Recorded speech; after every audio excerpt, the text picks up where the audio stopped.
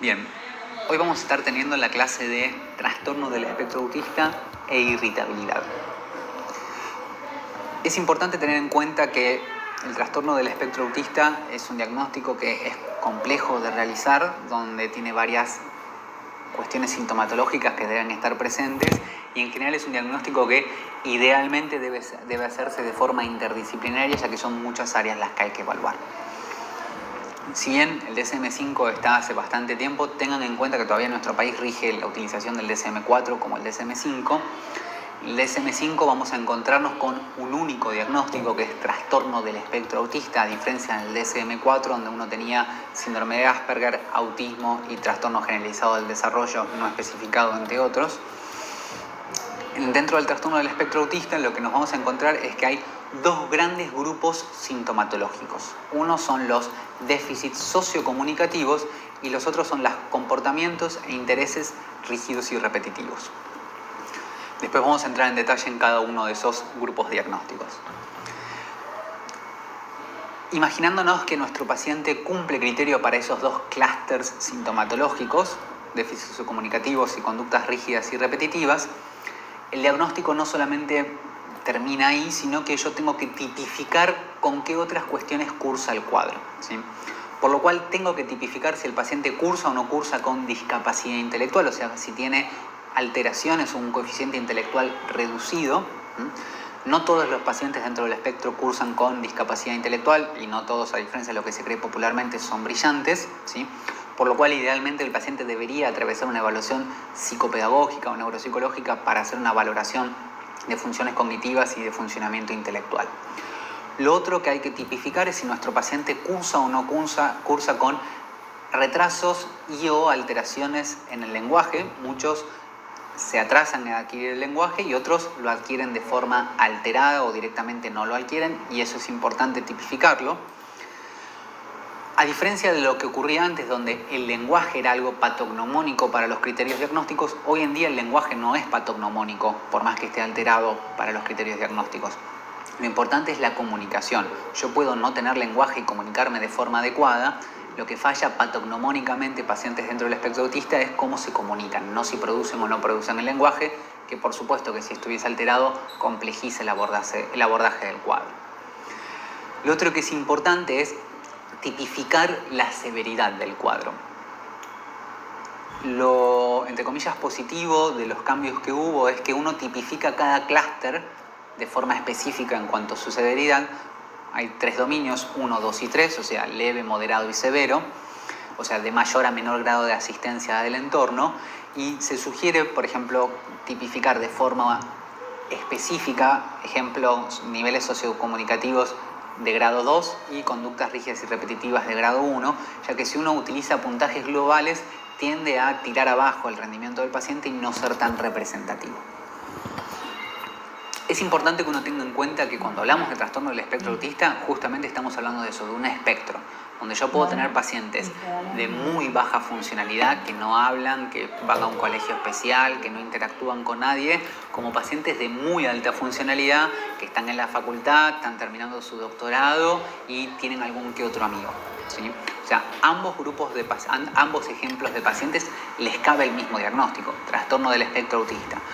O sea, van a tener los mismos grupos de dificultades sociocomunicativos y rígidos y repetitivos, simplemente lo que va a variar es la intensidad y severidad de las dificultades que van a cursar. Lo otro que es importante valorar es que muchos pacientes del espectro, a diferencia de lo que se entendía antes, cursan con alteraciones sensoriales, ya sea hiper o hiporreacción a estímulos sensoriales, y eso es importante comprenderlo, ya que después vamos a ver que frecuentemente las hiperreacciones a estímulos sensoriales o las alteraciones sensoriales están asociadas a una mayor tasa de irritabilidad en los pacientes. Lo otro que es importante es que vamos a encontrarnos que tienen intereses sensoriales inusuales, ¿sí? Por los objetos. Por ejemplo, si yo estoy jugando con un autito, no es que voy a jugar a que el autito ande, sino que voy a estar prestando la atención a cómo gira la ruedita, ¿sí? Y en cuanto a los intereses atípicos que tienen los pacientes, es importante entender que lo hace patológico al interés no es que sea raro. Si yo tengo un chico de 6 años que le gusta la paleontología, de por sí su interés por la paleontología no es atípico. Lo que lo haría atípico es que sea rígido y repetitivo, que solamente le guste eso, que solamente hable de eso, que le hable a los compañeros solamente de eso, porque yo puedo tener un interés típico para el rango de edad, que me guste Batman, y ese interés ser patológico, ser rígido y repetitivo. Como puedo tener un interés atípico para mi edad, la paleontología, pero que ese interés no sea patológico. O sea, quiere decir que si yo voy al colegio no aburro a mis compañeros hablando de eso, llego a casa, tengo otros intereses, puedo jugar a otras cosas. Entonces, eso es importante que lo tengan en cuenta, ya que tiende a haber un sesgo a valorar intereses atípicos para la edad como patológicos y no siempre es el caso. Lo otro que es importante es que a la hora de realizar el diagnóstico uno debe ver que estos síntomas están presentes en la primera infancia. Antes se pedía que estuvieran presentes dentro de los primeros 36 meses de edad. Lo que se vio, o el motivo por el cual se corrió eso, es que pacientes de muy alto funcionamiento, en realidad sus síntomas se evidencian cuando empiezan a entrar en ambientes más complejos, como el jardín de infantes o el preescolar, a diferencia de valorarlos solamente antes de los 36 meses de edad. Vamos a empezar ahora por el clúster que ya habíamos visto al principio, que son los déficits sociocomunicativos. Es esperable que nos encontremos que los pacientes tienen dificultades en la reciprocidad socioemocional, o sea, en el ida y vuelta. Si yo vengo y le cuento a alguien que mi mamá murió, es probable que un paciente dentro del espectro le cueste responder en una misma tonalidad emocional. Suelen cursar con muchas dificultades y alteraciones en la comunicación no verbal, en todo lo implícito, ¿sí? Y tienen marcadas dificultades tanto en desarrollar y o sostener vínculos significativos con personas. Para la evaluación de esto es importante no centrarnos en el funcionamiento intrafamiliar, sino si lo logra fuera de la familia, ya que muchas veces familias, primos, etcétera, logran acomodarse al paciente y generar una vinculación adecuada. Lo otro que es esperable que encontremos es que tengan dificultades en el timbre de voz, en la velocidad, en la entonación, en las inflexiones que realizan, ¿sí? Que tengan muchas dificultades en entender las situaciones sociales, entender que, por ejemplo, si estoy en un funeral no puedo hacer un chiste, si estoy en clase no puedo parar e irme, no puedo parar de hablarme, ¿sí? O si todos están jugando al fútbol y yo me aburrí, no me puedo llevar la pelota, ¿sí? Y dejar a todos sin jugar. Entonces les cuesta mucho tener una atención adecuada a estas señales sociales relevantes, y eso en general está relacionado con alteraciones en la cognición social, pero específicamente en el funcionamiento de la teoría de la mente. En cuanto a las dificultades del lenguaje, vamos a encontrar que puede haber desde un vocabulario muy extenso y adulto hasta uno muy pobre, pero lo que va a fallar principalmente es la pragmática del lenguaje, en cómo yo uso eso.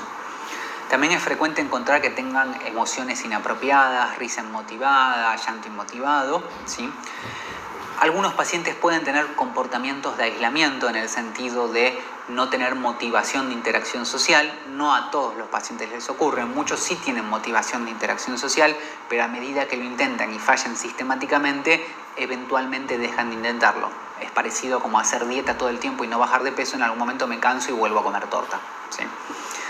Y en general tienden a tener un estilo de aprendizaje en bloque rígido, donde, por ejemplo, si yo aprendí que un cumpleaños es gorritos de cumpleaños, chisitos, palitos y fútbol, y voy a un cumpleaños donde no está eso, les cuesta asociar, che, esto también es un cumpleaños. El otro clúster, que es el de comportamientos e intereses rígidos y repetitivos, generalmente el sustrato neurobiológico que explica un montón de las fallas que vamos a ver ahora es las alteraciones a nivel del funcionamiento ejecutivo, ¿sí? En donde eso va a hacer que yo tenga un lenguaje, movimientos o uso de objetos o intereses de tipo repetitivo y estereotipado.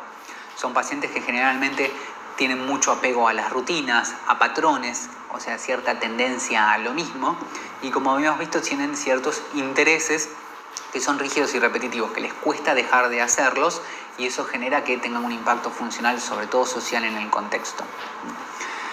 Algunos pacientes, sobre todo en la edad más temprana, pero también puede ocurrir en la edad adulta, tienen saltos repetitivos, deambuleo, caminar de un lado, correr circularmente, preocupación por partecitas de objetos, alineación, apilar, clasificación de objetos, y esto ocurre tanto en pacientes de buen funcionamiento como de funcionamiento descendido. Es mucho más fácil imaginarse un chico apilando autitos de colores, pero también ocurre en pacientes adolescentes de muy buen funcionamiento. Por ejemplo, un ex paciente mío, él le gustaba clasificar y catalogar tornillos, ¿sí? Tenía una clasificación fantástica, muy amplia, pero es un ejemplo de la alineación y la clasificación que generalmente uno la asocia más en pacientes chicos de bajo funcionamiento, pero también ocurre en pacientes de alto funcionamiento, adolescentes o adultos.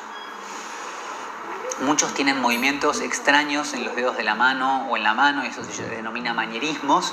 Algunos pueden cursar con ecolalias, ya sea inmediatas o diferidas, y frases repetitivas y lenguajes verbales.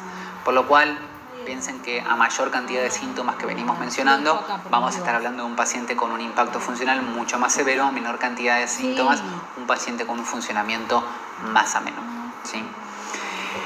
En general, la prevalencia hoy en día se la evalúa como alta. La CDC, el Centro de Control de Enfermedades de Estados Unidos, plantea que es 1 en 68 personas. La Organización Mundial de la Salud es 1 en 60. Independientemente de las diferencias de abordaje epidemiológico para medirlo, lo que es importante entender es que es un diagnóstico que es prevalente.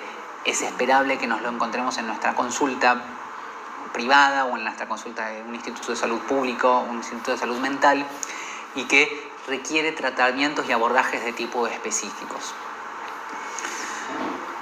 Muchos pacientes con trastorno del espectro autista cursan con conductas disruptivas. Es importante, no solo en pacientes con TEA, sino en todos los pacientes, entender por qué ocurren esas conductas disruptivas.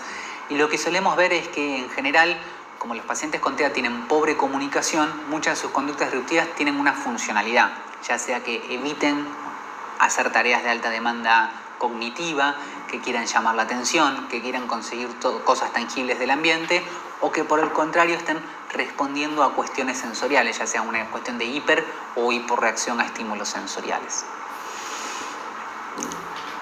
La tasa de irritabilidad en pacientes con TEA es relativamente alta. La mayoría de los estudios lo plantean entre el 50 y el 80%, ¿sí? Y muestra que la distribución de la presencia de irritabilidad es básicamente homogénea, ya sea que estemos en pacientes de alto o de bajo funcionamiento, ¿sí? En general, los pacientes con TEA que tienen problemas de ánimo, furia explosiva, la habilidad emocional y regulación emocional, terminan manifestando como ánimo la irritabilidad, que hace que sea mucho más difícil el abordaje y que tenga mucho más impacto funcional, ¿sí? Lo otro que ocurre es que si uno se pone a pensar desde el punto de vista de del clúster de intereses y comportamientos rígidos y repetitivos, ese clúster también está asociado a una mayor irritabilidad, ya que si yo tengo una pobre regulación emocional y una inhabilidad, esto tiende a generar que cuando yo no puedo hacer lo mismo, cuando se me irrumpen las rutinas, cuando no ocurre lo que yo anticipo, como soy rígido y repetitivo y restringido, empiezo o incurro en conductas que están caracterizadas por ser disruptivas y que corresponden a un ánimo irritable. También es la dificultad de responder a las demandas medioambientales comunes del día a día, ¿sí? Genera un aumento de la sensación de frustración o baja la autoeficacia y aumenta la irritabilidad. Y las dificultades sociocomunicativas, o sea, entender qué es lo que está pasando, que me dejen de lado, que no entiendo los chistes, las ironías, los sarcasmos, eso también está asociado a mayores índices de frustración, o sea, de peor ánimo, y que eso se exprese con irritabilidad. La mayoría de los pacientes con TEA, así como presentan irritabilidad, también tienen una alta tasa de comorbilidades. Entre el 60 y el 80% de pacientes con TEA presenta una comorbilidad, ya sea depresión, ansiedad, TDAH, TOC, trastorno negativista desafiante. Y habíamos visto que todos estos diagnósticos están asociados a una mayor tasa de irritabilidad. Por lo cual, sepan que es casi de seguro que si tienen un paciente con TEA, como habíamos visto en los otros cuadros, algo más tenga y lo tienen que evaluar, ya que si lo dan por alto, el abordaje del tratamiento va a ser mucho más ineficiente. Entonces, venimos hablando de que el perfil sensorial, el perfil de comunicación, el perfil de sociabilización, las capacidades que el paciente tenga para enfrentar la vida diaria, sus intereses rígidos y repetitivos, los niveles de atención, funciones cognitivas, el repertorio de conductas que tiene, son todas variables que uno tiene que valorar, porque generalmente cuanto mayor impacto funcional tengan esas variables, más asociación vamos a tener con irritabilidad. Porque es importante tener un diagnóstico claro de esta situación, porque mejorando esas variables uno mejora el perfil de irritabilidad del paciente. Entonces, otro aspecto que también tenemos que tener en cuenta, y esto sobre todo en los pacientes con pobre comunicación y pobre lenguaje es que las conductas tienden a ser una forma primitiva de comunicación, ¿sí? De resolución de problemas y de regulación emocional. Entonces, lo que tiende a ocurrir es que a mayores conductas disruptivas a mayor dificultad en la comunicación y en el lenguaje, tiendo a tener mayor ánimo irritable porque el ambiente no me entiende, ¿sí? Eso también se traduce en mayores conductas disruptivas. Entonces, la irritabilidad no es un síntoma nuclear, no es un síntoma core del TEA, ¿sí? Que es importante tener una comprensión exhaustiva, etiológica de por qué está ocurriendo la irritabilidad, ya que en base a eso vamos a seleccionar el tipo de tratamiento a hacer.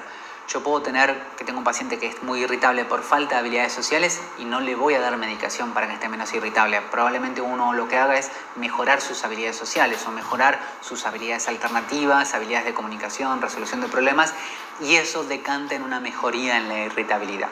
Por supuesto que siempre es una opción el abordaje farmacoterapéutico, pero piensen que en pacientes con TEA el tratamiento farmacoterapéutico siempre acompaña al tratamiento psicoterapéutico, a diferencia de, por ejemplo, el trastorno bipolar que vimos en la clase pasada, donde era la inversa, el tratamiento psicoterapéutico acompañaba el tratamiento farmacoterapéutico. Espero que les haya servido la clase y nos vemos en la próxima.